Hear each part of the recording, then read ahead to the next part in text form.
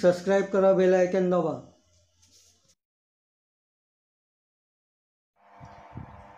जे महाराष्ट्र सरकारने जे निर्णय घेतलेले आहेत त्याबद्दल आपण काय बोलणार?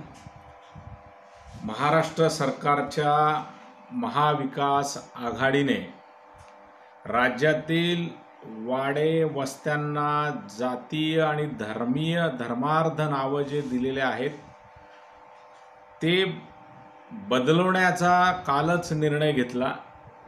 महाविकास आघाडीला काल वर्ष झालं आणि भारत देश हा सर्वधर्म समभाव असलेला देश म्हणून संपूर्ण जगामध्ये आपली ओळख आहे। राष्ट्रवादी काँग्रेस पार्टी संस्थापक आदरणीय शरदचंद्रजी पवार साहेब यांच्या नेतृत्वाखाली आज महाविकास आघाडीने अनेक चांगले निर्णय घेतले। त्यापैकी हा एक निर्णय ज्यामुळे अनेक वेळा जातीय दंगली झाल्या। या भारतामध्ये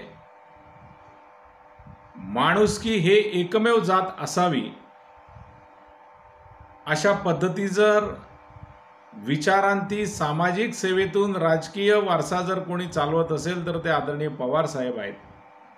आणि म्हणून जातीय तेढ कमी झालं पाहिजे, सहिष्णुता वाढली पाहिजे, सार्वभौमता जपली पाहिजे।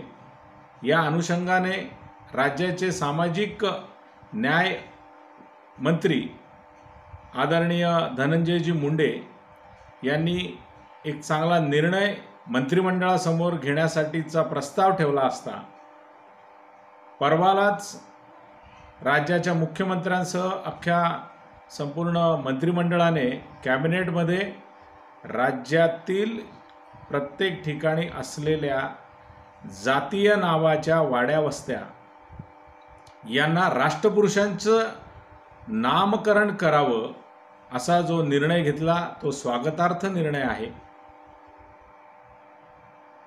आणि कदाचित बहुजन विचारसरणी सर्व समाज हिताचे निर्णय घेणारा पक्ष हा राष्ट्रवादी काँग्रेस पक्ष हा उदयास आलेला आहे। आणि पवार साहेबांचा येणाऱ्या 12 तारखेला वाढदिवस आहे आणि त्या वाढदिवसाच्या अनुषंगाने जो 80 वर्षाचा योद्धा संपूर्ण भारतभर विविध विषयांना हात घालत दररोज धडपड करत असतो आणि त्याचं कौतुक हा या देशातील प्रत्येक पक्षाचा व्यक्ती हा मुक्तकंठाने बोलत असतो की पवार साहेब हे कार्यशील नेतृत्व आहे।